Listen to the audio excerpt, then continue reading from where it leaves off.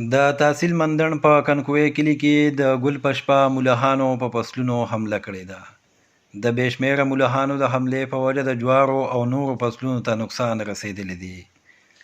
د کنکوې کلي کالوهیل جرګې د ګل په سحر د محکمې زراعت سره په دې هکله رابطه وکړه. د محکمې زراعت انسپکټر فضل امین او فیلډ اسسټنټ مراد ګل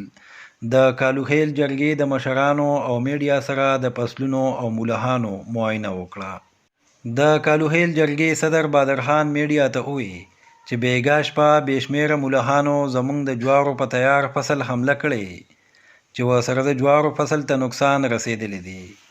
هغوی وویل چې ملخان اوس هم په فصل او پولو ناست دي او نن شپه به بیا حمله کوي. بادرخان وویل چې که د دې ملخانو مخنیوی ونه شو نو زر ده چې دا ملخان د ټول تحصیل فصل تباه کړي. په دې موقع د محکمې زراعت انسپکټر فضل امین وویل چې صرف په بیګانۍ شپه کې ملخانو ډیر زیات نقصان کړی او که چېرې حمله داسې جاري وي نو ډیر نقصان به وشي. هغوی وویل چې د ملخانو د مخنیوي دپاره زر تر زره ګامونه پورته کول پکار دي. هغوی زمیندارو ته د سپری دوايانې هم وښودې. فیلډ اسسټنټ مراد ګل وویل چې موږ د بازاري دوايانو سره سره زمیندارو ته کوره دوايانې هم وښودې چې ورسره به ملخان کنټرول شي. د کالوهیل جرګې جنرال سیکرټري امیر علم خان د جرګې نه پس میډیا ته وویل چې موږ د ډي سي بونیر محکمې زراعت او نورو اعلی افسرانو نه مطالبه کوو چې د ملخانو د مخنیوي دپاره د زر تر زره ګامونه پورته کړي. ګینې که دا حال وي نو موږ به ملخان د تیار فصل نه بېغمه کړي. خبره دا ده چې موږ سهار چې خپل پټي ته رالو نو بیګا د ګل په شپه باندې دا ملخان چېرته راغلي وو، دلته حمله کړې وه او ستاسو ترې مخکې دا جوارې خوړلي وو. نو موږ حیران شو چې دا څه شي خوړلي او پیشۍ دي که ملخ دي. موږ چې وکتلو نو هر یو ویښته ډېر زیات ملخ پر راته دي. خو تاسو ولیدو نو د پټ شوي دي، ورځې پټېږي، د شپې بیا راځي چېرتې. نو اوس تاسو پرې بوټو کې ولیدو چې پټ شوي دي او ډېر شي ملخ دي. نو ما وایي چې زما پرې پټي باندې به لږ ځای دغه کړي او کیدای شي دا لږ ملخ وي چې بیا موږ تحقیق وکړو، کسان خو راغونډ کړو او زراعت والا ټلیفون وکړو چې دا څه شی دی. نو هغې چې د پاڼو ته وکتلو، د حالاتو ته وکتلو، نو بیا دا ملخ چې ولیدل نو هغه ډېر زیات وو.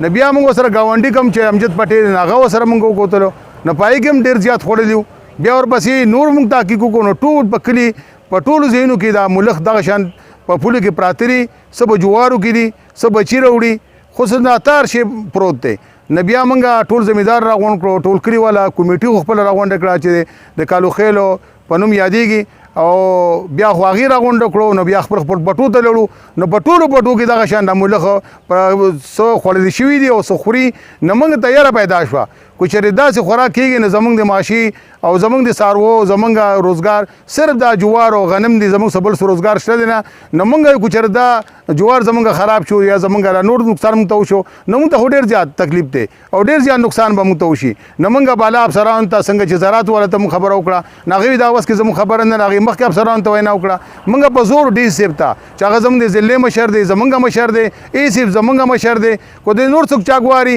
نو چې راشي زموږ فوراً لکه پر یو ورځ به کې زموږ ته دې مطالبې زموږ ته د خبرې حل وباسي چې دا خبره ته دې آفت نه، ته دې مصیبت نه الله موږ خلاص کړي. موږ خپل هم متوجه شوي یو، ختمونه هم شروع کړي دي، نفلونه هم شروع کړي دي، خو سره سره تدبیر هم چې دی دا زراعت محکمه را یا ډي صاحب دی چې د دې به موږ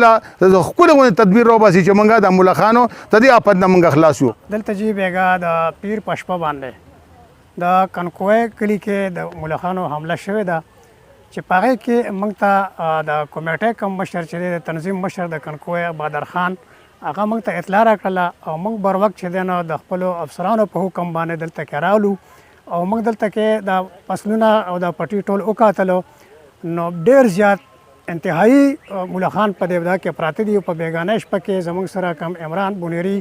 هم وګرځېدو په دې پولو پټو کې، هغې هم بیا حالات په خپلو سترګو باندې ولیدو. نو دې کمیټۍ والا او د کلي ټول خلک دا مطالبه کوي چې زموږ ډي سي صاحب او زموږ ډایرکټر صاحب او اے سی صاحب دې دا دغه حالات په خپله باندې ویني او زموږ څه راهنمایي دې وکړي. باچا کو دا ملخان دغسې ناستي اوس پر یې پولو باندې ناستي، شپې له به دوی بیا حمله کړي، نو څومره وخت کې دوی دا فصل لخ کولی شي او نورو خلکو تاسو څه تجویز ورکوئ لکه مطلب د دې مقامي سطح باندې خلک څه کوي شي د دې لپاره؟ نه جی موږ خو ډېر ذمہدار داسې ولیدل چې یاره تاسو کم از کم څه ټیمان پکې وکړنګوئ وګرځئ پکې او څه نوې نوې حربې هغې ته موږ وښولې چې دا وکړئ خو هغې دا وایي چې که یاره موږ داسې حربه استعمال کړو نو موږ د یو پټي نه بل پټي ته به ځي او د بل پټي نه به بل پټي ته ځي نو د دې دغه چې دی نه تاسو موږ ته څه بندوبست وکړئ چې په دې باندې موږ څه سپریګانې یا دوایانې یا داسې دا په استعمال کړو چې دا ختم شي ټول. سپری د دې لپاره کومه دوايي مؤثره ثابتېږي چې هغه پې خلک وکړي او دا ختم؟ نو سپری خو د دې دپاره کلوروپرپاس ته لیمډا دا قسمه دواونه چې په دې باندې سپری شي نو بالکل انشاءالله د دې خاتمه به وشي. باچا په دې پولو پټو باندې په دې جوارو په دې وږو باندې وږي م چونکې دي خوړلي دي او ناستي پکې لا اوسو خو دغسې دې رفتار باندې دي ځي نو څومره وخت کې به دي دا فصل ختم کړي؟ یاره زما په خیال باندې خو زه وایم چې کم از کم په یوه هفته کې به دننه دننه دا فصل ختم کړي د ټولې کنکوې کو د تحصیل مندان د ټولې کنکوۍ د دې ایریا او بیا به کېدای شي چې په بل ځای باندې په کوګا باندې حمله وکړي په اګارۍ وکړي په سوره وکړي په ناوګۍ وکړي. د دې نه علاوه د کنکوې کلي نه علاوه بل چا زمیندارو د تحصیل مندن یا د بونیا نه رابطه کړې ده چې حمله ده؟ یاره جی موږ ته د بل چا د غاړې څخه اطلاع نه ده راغلې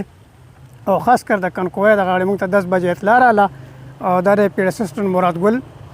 او زه پس د امین انسپکټر په خپله باندې موږ دلته راغلي یو او په دې باران کې موږ دا ټول سترې وکړه ټول پټي پولي موږ وکتلې چې په هغې کې په بیګانه شپه کې کم په دې دغه کې ګیا کې چې کم پولو کې کم بچي مولخان راوړي دي نو زه هم چې که دا مولخان دغه شو نو زما خیال دی چې ما خو پیدا کړه خو په 2 ورځو کې به دا فصل ختم کړي. مسله دا ده چې موږ ته په تحصیل مندن کنکوی په کلي کې دا یو ټډېدل د مولخان یو مسله راپېښه شوې ده. زه په خپل افس کې امبیله کې سار ناست وم چې ما ته کال راغی د کنګوی طرفه د کمیټې ممبران چې کوم صدر دی د کالوهیل جرګې بادرخان باچا ما ته کال وکړئ زموږ په کلي کې د مولخانو چې کوم دی مسله راغله موږ یې جوړ خوړلي ما فورا خپل انسپکټر فضل امین صاحب سره رابطه وکړه سره د خپل پیډوکارانو موږ رالو موږ به ټي وزټ کړو مختلف قسم علاقې پولې او داس چې نور گیا موږ وزټ کړه په ټولو کې دا مسله ده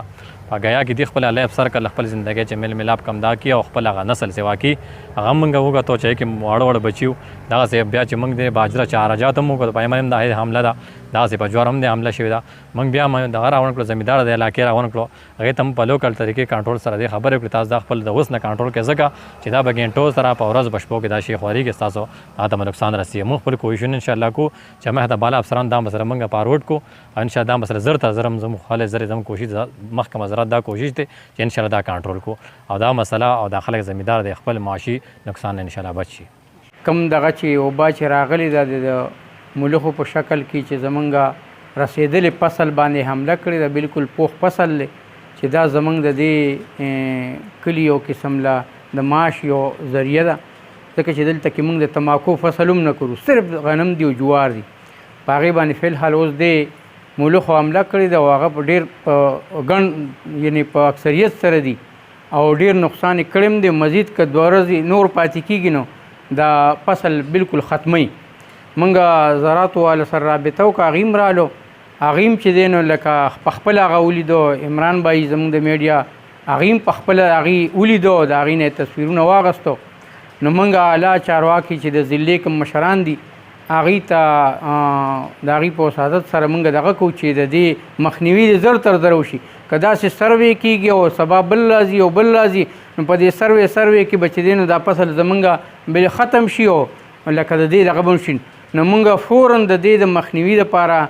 د اعلی چارواکو نه مطالبه کوو چې که د ټیمې په دغه کې اختیار کړي که د زراعتو د محکمې په اختیار کړي هر چا په اختیار کړي او هغې په ذریعه باندې د دې شیز مخنیوي کېږي یا د سپری یا د دوایۍ یا د نور څه ذرایع چې د دې شیز د دې اوبا نه موږ ختم کړو زموږ دا فصل بچ کړي نو دا به د هغې ډېر موږ سره خوالي او زموږ به د هغې شکریه هم ادا کړو نو موږ د ډي سي صاحب نه د ضلعې د اعلی افسرانو نه فورا د دې مطالبه کوو چې د دې مخنیوي دې وکړي شي او موږ په لیکلو شکل کې د دې درخواست هم پیش کړی دی هغه به موږ محکمې ته ورسو سار د محکمې مال کسان هم راغلي هغې هم د دې دغه اخیستی دی سروې کړې ده دغسې اوس د زراعتو عالم راغلي نو موږ مزید چې که بار بار د سروې دا دغه شروع وي نو دا فصل به تباه شي او هېڅ به ونه شي خو موږ زر تر زره په دې ورځ دوه کې د دې د سپری یا د دغه چې دی نو بندوبست وشي چې مزید نور علاقه هم د دغه نه بچ شي که مخې ته دا نوره پیلاو شي مخې ته نورو کلو ته لړ شي نو دا به ډېر نقصان وشي او بلکې دا پوره علاقه به په لپیټ کې واخلي او ډېر نقصان به وشي